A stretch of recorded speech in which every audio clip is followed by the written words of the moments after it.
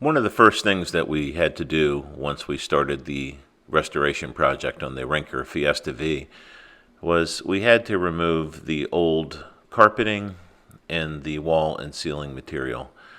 They had a strong smell of mildew and also some visible mold or mildew growing on them, so we wanted to get rid of everything and start clean. Once we got all that removed, the first thing to do was to identify the various electrical lines that were going through, because it was kind of a puzzle. Once they were all identified and labeled, then it was much easier when we were going to do work on it, or if we were going to come back in the future and do work as well. You can see the dark discoloration on the wall, and then also some of the areas of the ceiling where the mildew was. We cleaned everything with bleach and water eventually, and then we noticed that some of the areas, especially the ceiling area, the wood was rotten. We had traced that down to a leak that was coming in from outside, of all places where a trash can was. And we decided that we would remove that piece, cut a new one, recover it, and then reinstall it. Basically, we were redoing all of the wood wherever we were able to, and replacing all of the wall material as well. You can see a little bit closer here the discoloration from the mold and mildew.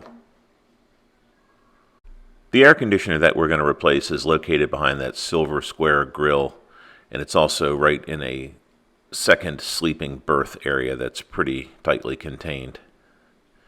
We contracted with Ocean Works Marine and a guy named Justan Arnstrom, who was great. And he explained everything about the air conditioning, answered every single question that we had, and then came and installed it in a very timely manner. He also added a couple of extra air ducts that were not there. There is one that is located inside of the head area. There's one that is back in the sleeping berth area. And then there's also another one that leads up to the main berth that previously there was not an air duct, but he added them for us, and it makes all the difference in the world. You can see him back in the berth area putting in the new air conditioner and fitting in the grill. He custom cuts everything and is very, very meticulous, and everything just like fit perfectly and looked great when he was done. Takes a lot of pride in what he does. I would highly recommend him, and I'm going to put a link to his company in the description on the video here.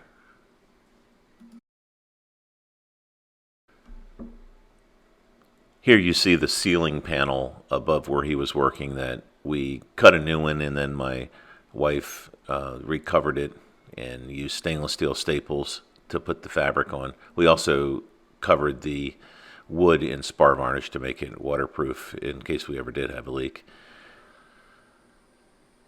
Here she is struggling with the first of 3 staple guns we had. It's pretty frustrating when they won't fire staples, and we have to use stainless steel staples so they won't rust. Here's the finished product. It's a piece of spar varnished Luan that has a 3M adhesive on it, and then this padded vinyl sealing material that's stapled down. While I was at it, I also took out the shelf that was next to the refrigerator because it was, as you can see, falling apart, kind of what all the wood in the boat looked like that was not fiberglassed in.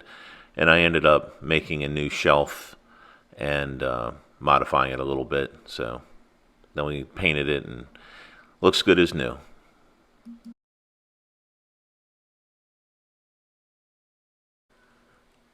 This is the old AC unit that was removed from the boat. It still works, but as you can see, it was old and undersized. And the thermostat was just basically a knob. The new one is real nice. Here's a shot of the new AC unit that was installed. It's a 12,000 BTU unit that replaced the 22-year-old 5,000 BTU unit that was in the boat. And this one comes with a 2-year factory warranty with a lifetime warranty on the compressor. Also, Justin replaced the seawater pump and the sea strainer and put in new through-hull fittings as well. While he was at it, we had him go ahead and replace the through-hole fittings that were on the side of the boat because they were plastic and looking a little long in the tooth. So he put some new ones on, and actually I had labeled what the different areas were as I figured them out.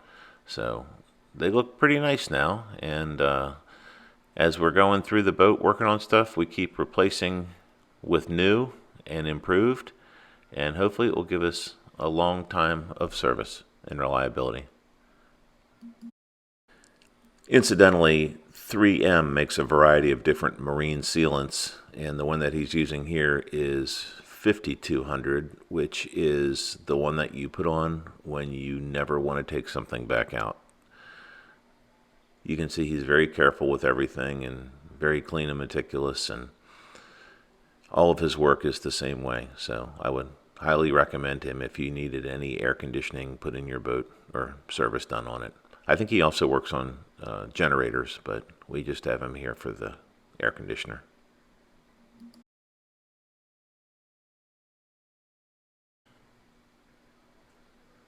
This is the location where one of the water leaks was coming from. This exterior trash can lid lifts up, and there's supposed to be a trash can there, but the water leaked around it, and then it would go down inside of the engine compartment and then work its way through an unsealed area and come out through the ceiling. And that's what caused the water leak and the delamination of the wood and the mold and mildew.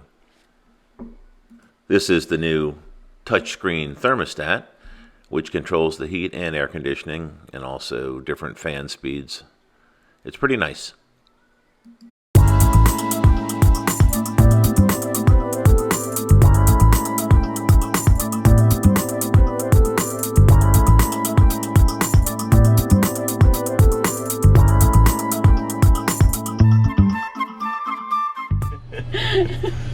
It's 400 fucking degrees in here.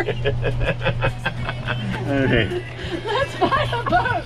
Better yet, let's rehab it in August and fly it up.